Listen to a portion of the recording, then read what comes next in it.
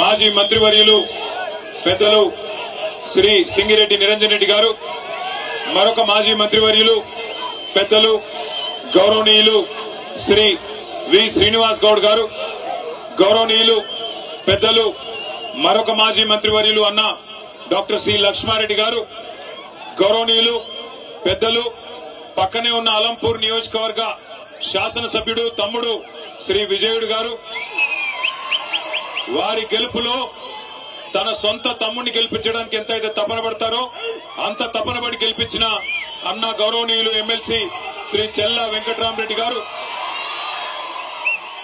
గౌరవనీయులు పెద్దలు ఒక డైరెక్టర్ జనరల్ ఆఫ్ పోలీస్ గా పదవి తీసుకునే అవకాశం ఉండగా కూడా మన కోసం మన కష్టంలో మనందరితో నడిచి వచ్చిన, మొన్ననే మీ అందరి ఆశీర్వాదంతో నాగర్ కర్నూలు పార్లమెంట్ నుండి పోటీ చేసి ఆ రోజున్న పరిస్థితుల్లో కొంత తేడాతో ఓడిపోయినా ఎల్లవేళలా ప్రజల కష్టాల్లో ఉంటున్న గౌరవనీయులు శ్రీ డాక్టర్ ఆర్ఎస్ ప్రవీణ్ కుమార్ అన్నగారు, గౌరవ నారాయణపేట జిల్లా అధ్యక్షులు మాజీ శాసనసభ్యులు అన్నగారు పెద్దలు శ్రీ రాజేందర్ రెడ్డి గారు, గౌరవనీయులు పక్కనే ఉన్న దేవరకద్ర నియోజకవర్గ మాజీ శాసనసభ్యులు అన్న ఆలా వెంకటేశ్వర రెడ్డి గారు, గౌరవనీయులు మరి ముందుగా తమ్ముడు ఒకసారి నేను అందరు చూడాలి.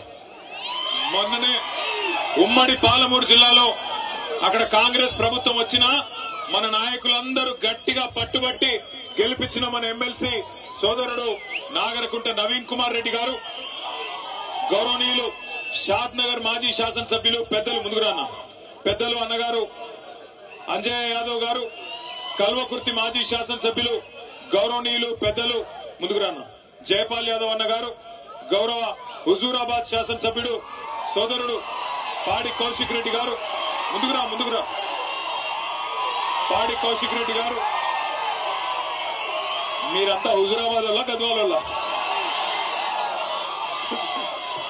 అట్లాగే వేదిక పైన ఆసీనులైన గౌరవనీయులైన రాష్ట్ర స్థాయి కార్పొరేషన్ల మాజీ అధ్యక్షులు సోదరుడు ఇమ్తియాజ్ గారు, వెంకటేశ్వర రెడ్డి గారు, అట్లాగే సోదరి రజనీ సాయి చంద్ గారు, ఇంకా వేదిక పైన ఆసీనులైన మా తమ్ముడు విజయ్ కుమార్ గారు, ఈ రోజు ఈ కార్యక్రమాన్ని ఇంత అద్భుతంగా ఏర్పాటు చేసిన మరొక తమ్ముడు, అద్భుతంగా తన నాలెడ్జ్ తో ఉత్సాహంతో మరి కేసీఆర్ గారి దగ్గర కూడా ప్రత్యేకమైన గుర్తింపు పొందిన మా తమ్ముడు డాక్టర్ ఆంజనేయ గౌడ్ గారు, అట్లాగే మా సోదరుడు మరి కష్టకాలంలో కూడా గద్వాలలో పార్టీని ముందుకు తీసుకొని పోతున్న గట్టు జెడ్పీటీసీ సోదరుడు అన్న బాసు హనుమంత నాయుడు గారు.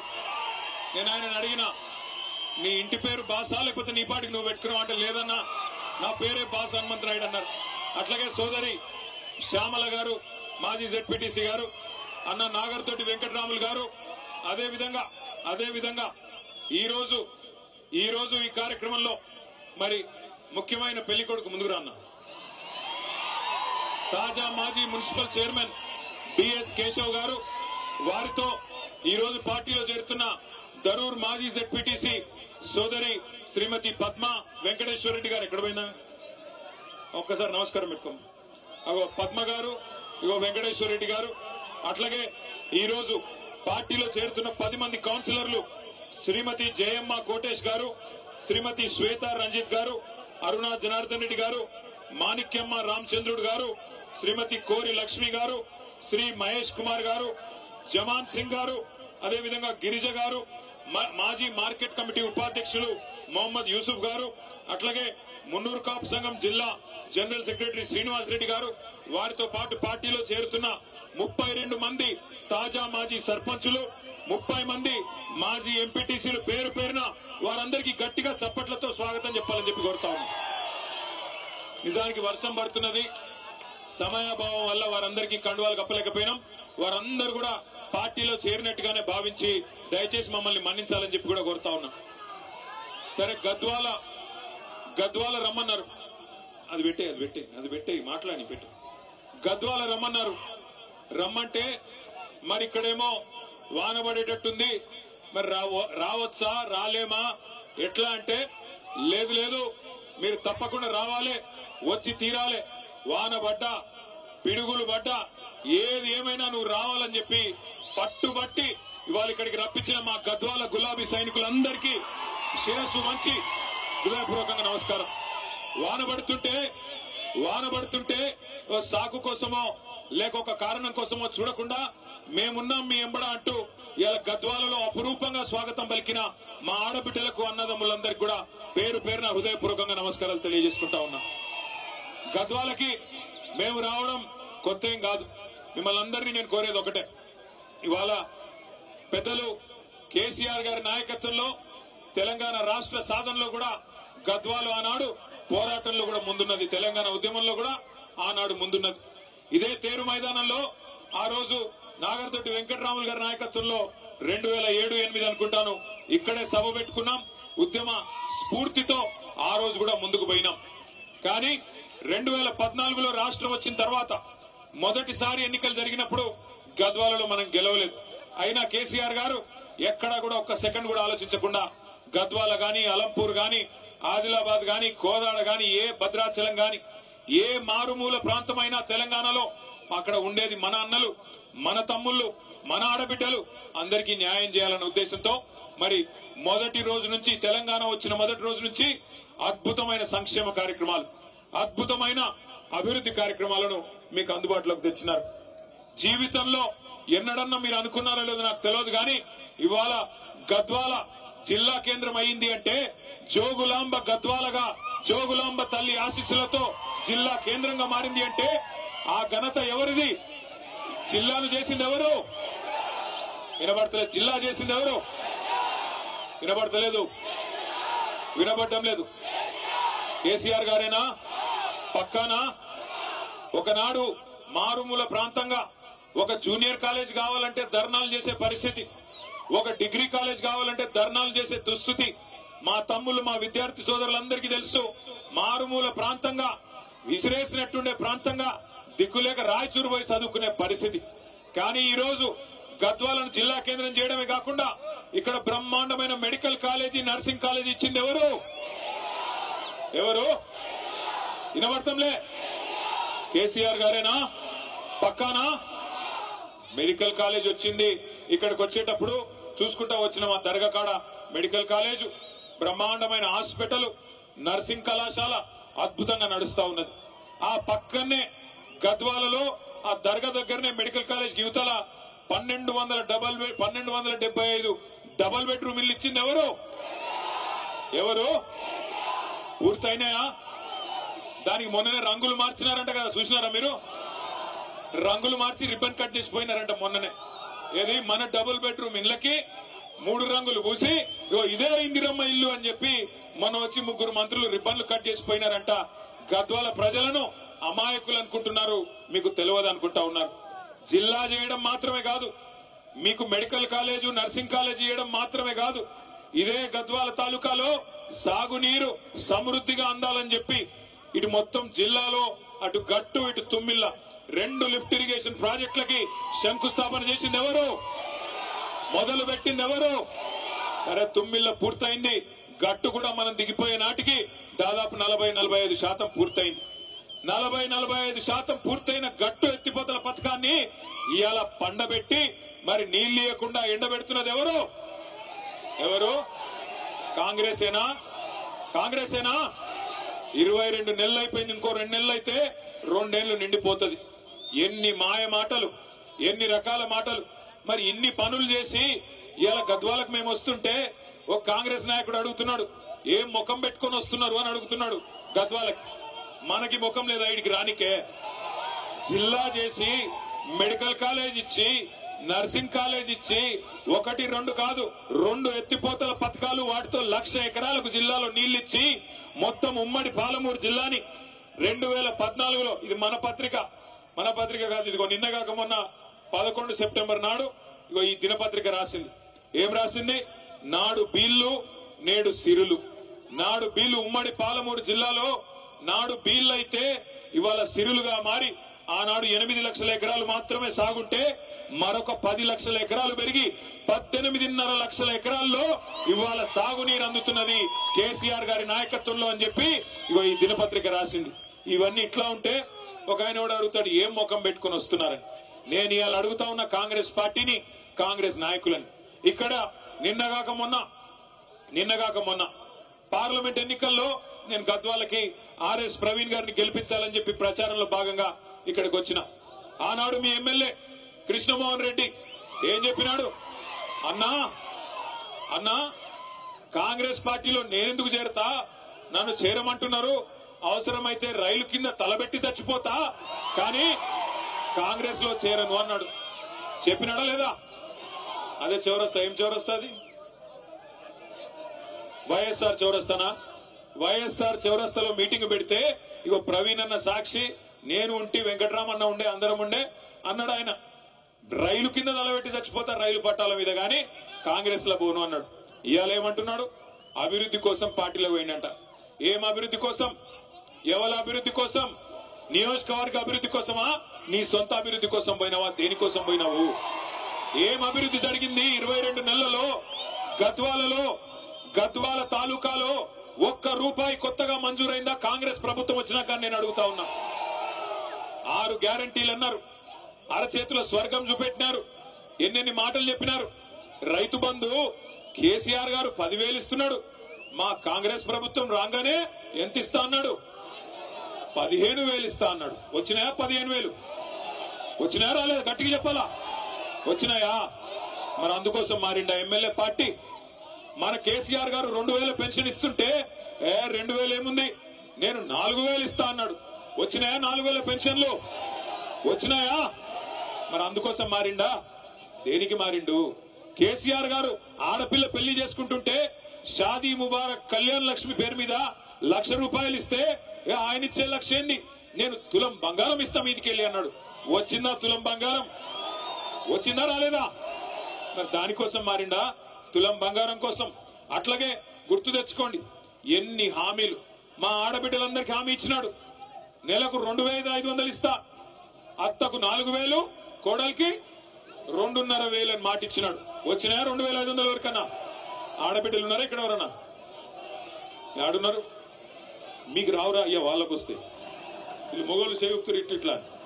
ఆడపిల్లలకు ఎవరికైనా వచ్చినాయా? ఎవరికి రాలే. రాష్ట్రంలో 1,67,00,000 మంది ఆడబిడ్డలు కళ్ళల్లో ఒత్తులేసుకొని చూస్తున్నారు.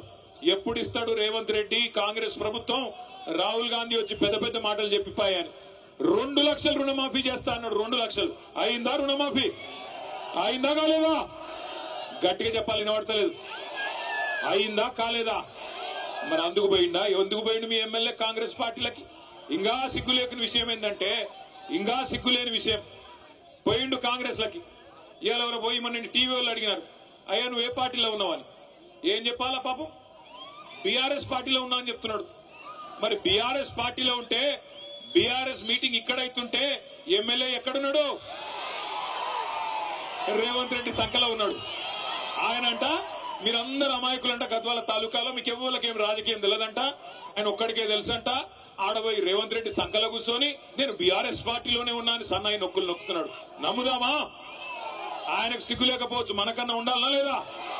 బరాబర్ ఉండాలి. ఒక్కటి చెప్తా ఉన్నా, యాద పెట్టుకోండి. ఇవాళ ఒకటి మాత్రం పక్క, ఎవరు ఎన్ని ఎత్తుగడలేసినా, ఎన్ని రకాల చిలిపి ప్రయత్నాలు చేసినా, ఎన్ని సన్నాయి నొక్కులు నొక్కినా సుప్రీంకోర్టు యమా సీరియస్ గా ఉన్నది. ఈ 10 మంది ఖచ్చితంగా రాజీనామా చేయక తప్పదు, ఉప ఎన్నికలు రాక తప్పదు. రాబోయే 9 మాసాల్లో, 6 నుంచి 9 మాసాల్లో ఇదే గద్వాల తాలూకాలో తప్పకుండా తిరిగి ఉప ఎన్నిక రాబోతా ఉంది. బుద్ధి చెబుదామా పార్టీ మారిన ఎమ్మెల్యేకు? చెప్దామా? వెనకాల నుంచి గట్టిగా నిలబడాలి. చెప్దామా? బుద్ధి లేదా? మళ్ళా కేసీఆర్ గారు ముఖ్యమంత్రి కావాలన్నా అవుతా? కావాలా? కావాలంటే నేను మిమ్మల్ని కోరేది ఒకటే, దయచేసి పెద్ద పెద్ద నాయకులు పోయిండొచ్చు కాక, కానీ ఇవాళ ఒక్కొక్కరుగా మన నాయకులు శక్తివంతంగా పనిచేస్తా ఉన్నారు. ఇగో ఇక్కడ హనుమంత్ నాయుడు గారు బ్రహ్మాండంగా పనిచేస్తా ఉన్నాడు. ఇలా కేశవన్న పనిచేస్తున్నాడు, తమ్ముడు విజయ్ పనిచేస్తున్నాడు. అట్లాగే మనోళ్ళందరూ కూడా కూడగట్టుకొని, శక్తి కూడగట్టుకొని ఇప్పుడు వెంకటేశ్వర రెడ్డి గారు జాయిన్ అయినారు. ఇంకా చాలా మంది నాయకులు, మా అంజన్ గౌడ్ ఇక్కడే ఉన్నాడు, ఇంకా చాలా మంది నాయకులు కష్టపడి పనిచేస్తా ఉన్నారు. తప్పకుండా బలవంతమైన సర్పం కూడా చలిచీమల చేత చిక్కి సచ్చినట్టు ఇవాళ బలవంతుడుగా కనిపించే ఎమ్మెల్యే గాని, కాంగ్రెస్ పార్టీ గాని మీ దెబ్బకు, మీ ఉత్సాహానికి తప్పకుండా దిగిరాక తప్పని పరిస్థితి వస్తుంది. ఇవాళ గద్వాలలో అడుగుపెట్టినట్టు నుంచి ఇక్కడ దాకా, అడుగుపెట్టిన కాడి నుంచి ఇక్కడ దాకా చూస్తే తప్పకుండా ఉప ఎన్నిక రావడం ఖాయం. అందులో మళ్ళొక్కసారి 50,000 ఓట్ల మెజారిటీతో తప్పకుండా మళ్ళీ గులాబీ జెండా ఎగరడం ఖాయం అనిపిస్తా ఉన్నది. ఒక్క మాట దయచేసి మీరు ఆలోచించాలని చెప్పి కూడా నేను కోరుతా ఉన్నా. 22 నెలలు అయిపోయింది. ఇంకొక నెల 15 రోజులు అయిపోతే 2 ఏళ్లు నిండిపోతుంది. ఏం చేసింది కాంగ్రెస్ ప్రభుత్వం? ఎవరికి సాయం చేసింది? ఇక్కడికి వస్తుంటే ఎమ్మెల్యే ఆలంపూర్ తమ్ముడు విజయుడు చెప్తా ఉన్నాడు, అన్నా మళ్ళీ లో వోల్టేజ్ సమస్య వచ్చింది, మళ్ళా మోటార్లు కాలుతా ఉన్నాయి, మళ్ళా రైతులు గోసపడతా ఉన్నారు, బాధపడతా ఉన్నారన్న అని చెప్తా ఉన్నాడు. అట్లాగే సీడ్ కంపెనీల విషయంలో చెప్తా ఉన్నారు, సీడ్ కంపెనీలు ఇదివరకు ఇచ్చినట్టు ఇవ్వట్లేదు, బాగా ఇబ్బంది పెడుతున్నాయి, వాళ్ళ కాడ కూడా ఇబ్బందికరమైన పరిస్థితులు ఉన్నాయని చెప్పి ఆ సీడ్ కంపెనీ రైతులు చెప్తా ఉన్నారు. తమ్ముడు మొన్న కొంత పోరాటం కూడా చేసినాడు సీడ్ కంపెనీల మీద.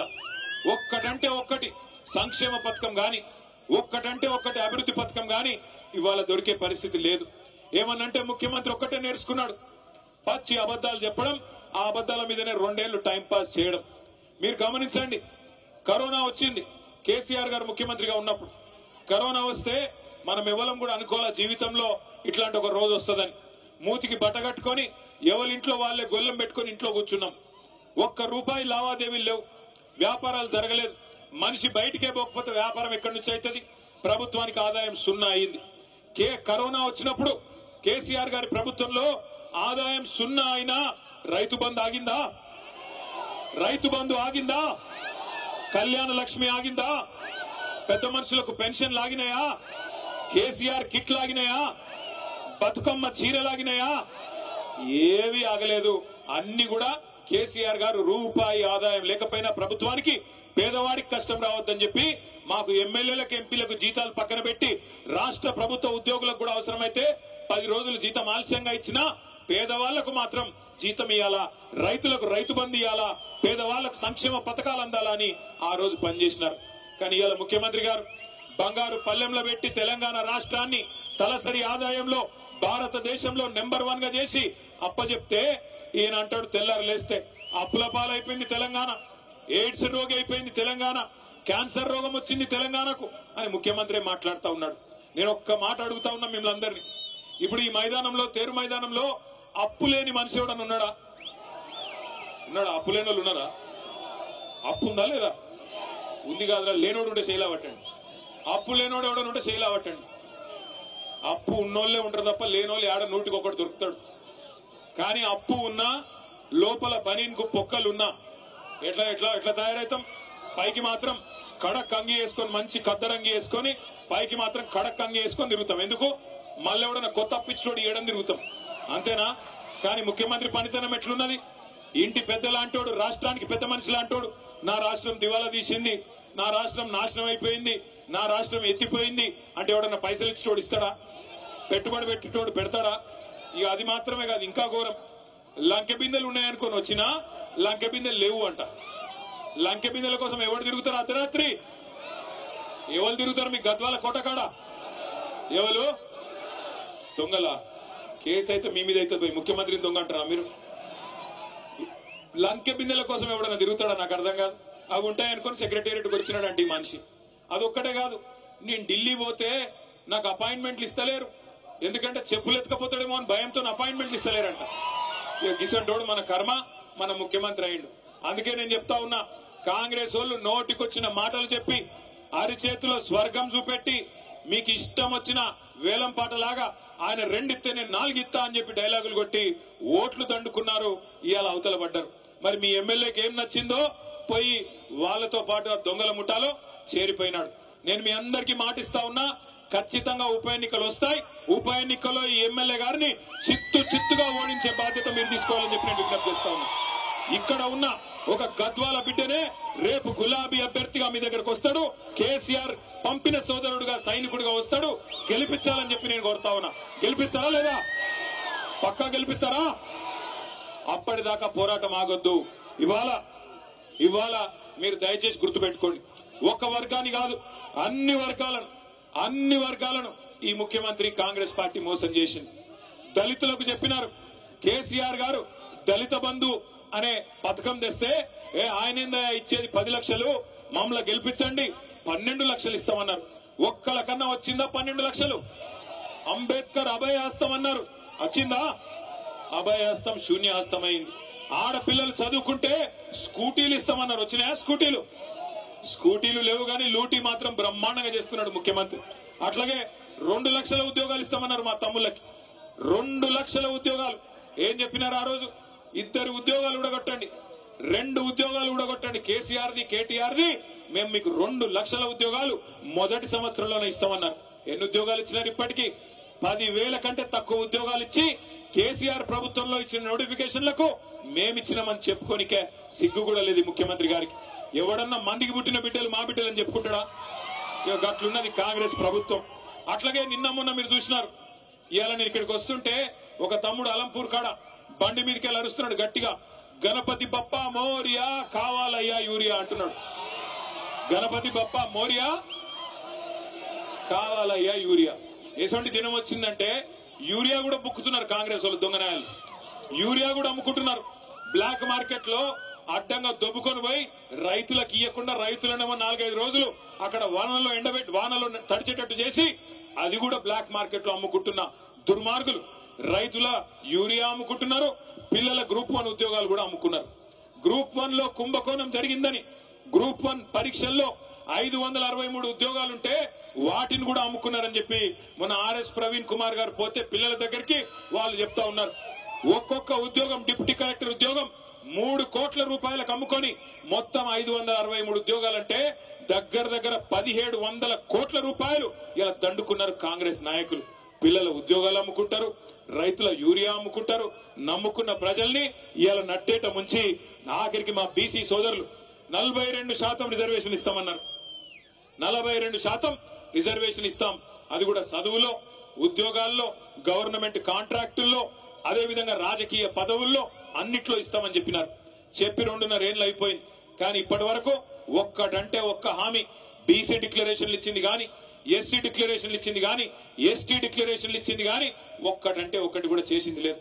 మీరు గట్టిగా అడిగినారనుకో గద్వాలోళ్ళు గాని ఎక్కడోళ్ళు గాని ముఖ్యమంత్రి ఒకటే చెప్తాడు, ఏం మంచిగా లేదా నీకు, గుడ్లు వీకి గోటీలాడతా, పేగులు తీసి మెడలేసుకుంటా, ఈ డైలాగులు తప్ప ఇప్పటిదాకా 2 ఏళ్లలో పీకిందైతే ఏమీ లేదు. ఒక్క పని, ఒక్కటంటే ఒక్క పని జరిగిందా? ముసలోళ్ళకి 4,000 పెన్షన్ అన్నావు ఇచ్చినావా? రైతులకు 15,000 రైతు బంధు అన్నావు ఇచ్చినావా? ఆడబిడ్డలకు 2,500 అన్నావు ఇచ్చినావా? 2 లక్షల ఉద్యోగాలు అన్నావు ఇచ్చినావా? 12 లక్షల అంబేద్కర్ అభయహస్తం అన్నావు ఇచ్చినావా? 42% రిజర్వేషన్ అన్నావు బీసీలకు ఇచ్చినావా? ఒక్క వాగ్దానం కూడా అమలు చేయకపోగా ఇవాళ మనం తీసుకున్న గట్టు ఎత్తిపోతల పథకాన్ని ఎక్కడున్నదాన్ని ఎక్కడేసిన గొంగడు అక్కడనే అన్నట్టు అట్లే వదిలిపెట్టినాడు. మొత్తం గట్టు ఎత్తిపోతల పథకం ద్వారా గట్టు మండలం గాని, కేటితోటి మండలం గాని బ్రహ్మాండంగా 35,000 ఎకరాలకు నీళ్లు ఇవ్వాలని కేసీఆర్ గారు 581 కోట్ల రూపాయలతో మంజూరు చేస్తే 2 ఏళ్లుగా ఆ పథకాన్ని ఎక్కడున్న గొంగలు అక్కడనే అన్నట్టు పండబెట్టింది కాంగ్రెస్ ప్రభుత్వం. అదే కేసీఆర్ గారి ప్రభుత్వంలో ఉమ్మడి పాలమూరు జిల్లాలో పెండింగ్ ప్రాజెక్టులన్నింటినీ రన్నింగ్ ప్రాజెక్టులుగా మార్చి కొత్తగా 10 లక్షల ఎకరాల కాయ కట్టించిన నాయకుడు ఎవరు? దాని వల్లనే ఇవాళ రివర్స్ మైగ్రేషన్ పాలమూరుకు స్టార్ట్ అయింది. నేను ఇదే గట్టుకు ఆనాడు ఇదే మన గద్వాలకు దరూరు మండలానికి మంత్రిగా వస్తే నేను నిరంజన్ రెడ్డి గారు మేమందరం పోతా ఉన్నాం. ఓ పత్తి చేను కాడ మొత్తం చాలా మంది కూలీలుంటే పలకరిద్దామని ఆగితే అక్కడ పోయి అడిగినామమ్మా మీది ఏ ఊరని. ఏ ఊరంటే వాళ్ళు సిగ్గుపడుతూ మాట్లాడతలేరు. ఏమా చెప్పమ్మా, అలంపూర్ తాలూకానా గద్వాలనా ఎక్కడా అని అడిగితే వాళ్ళు ఏం చెప్పినారు ఎరికేనా? అన్న మాది రాయచూరు అన్నా అని చెప్పినారు. రాయచూరు నుంచి ఇక్కడికి వచ్చి పని చేస్తున్నారంటే అవునన్నా అన్నారు. పక్కన ఇంకో 2 అమ్మాయిలు ఉండే, మీదే ఊరమ్మా అంటే మాది కర్నూలు అన్నా అని. మాకెంత గర్వంగా అనిపించింది ఎరికేనా? ఒకనాడు వలసల జిల్లాగా ఉన్న పాలమూరు, వలసలకు కేర్ ఆఫ్ అడ్రస్ గా ఉన్న పాలమూరు ఇవాళ రివర్స్ మైగ్రేషన్ అంటే అటు కర్ణాటకలోని అభాగ్యులకి ఇటు ఆంధ్రాలో ఉండే అభాగ్యులకు కూడా అన్నం పెట్టే స్థాయికి పాలమూరును చేసింది ఎవరు? అట్లాంటి కేసీఆర్ గారి నాయకత్వంలో నడిగడ్డలో మీరు గెలిపించుకున్న ఎమ్మెల్యే మీకు పంగనామాలు పెట్టి, మీకు శటకోపం పెట్టి, పార్టీకి తల్లి పాలు దాగి రొమ్మును గుద్దినట్టు పార్టీకి అన్యాయం చేసి ఇలా రేవంత్ రెడ్డి సంకన కూర్చొని మీదికి మాత్రం సన్నాయి నొక్కులు నొక్కుతున్నాడు. నేను బీఆర్ఎస్ లోనే ఉన్నా అని ఇవాళ భయపడతా ఉన్నాడు. నేను అడుగుతా ఉన్నా రేవంత్ రెడ్డి గారు, 2 ఏళ్లలో నీ పార్టీ నీ ప్రభుత్వం ఏదో పొడిసింది అని నువ్వు అనుకుంటే దమ్ముంటే నీ భాషలో చెప్తున్నా, నాకు భాష ఇట్లా మాట్లాడు ఇష్టం ఉండదు, కానీ రేవంత్ రెడ్డికి ఈ భాషలో చెప్తేనే అర్థమవుతుందని తెలుసు. రేవంత్ రెడ్డి నీకు దమ్ముంటే నువ్వు మగాడివైతే ఆ 10 మందిని రాజీనామా చెప్పి ఎన్నికల్లో చూసుకుందాం ఎవరి సత్తా ఏందో, ఎవరి ప్రభుత్వ పనితీరేందో, 10 ఏళ్ల కేసీఆర్ పనితీరేందో, 2 ఏళ్ల కాంగ్రెస్ ప్రభుత్వ పనితీరేందో ప్రజలే నిర్ణయం చేస్తారు. ఉమ్మడి మహబూబ్ నగర్ జిల్లాలో ఒకటే ఒక్క ఎమ్మెల్యే మా పార్టీ నుంచి నీ పార్టీలోకి వచ్చినాడు గద్వాలలో. ఇక్కడనే గద్వాల తేరు మైదానం నుంచి నేను సవాల్ చేస్తా ఉన్నా, రాజీనామా చేయి, ఎలక్షన్ కు రా, ఎవరేందో ఎవరి సత్తా ఏందో గద్వాల తాలూకా ప్రజలు నిర్ణయిస్తారని చెప్తా ఉన్నా.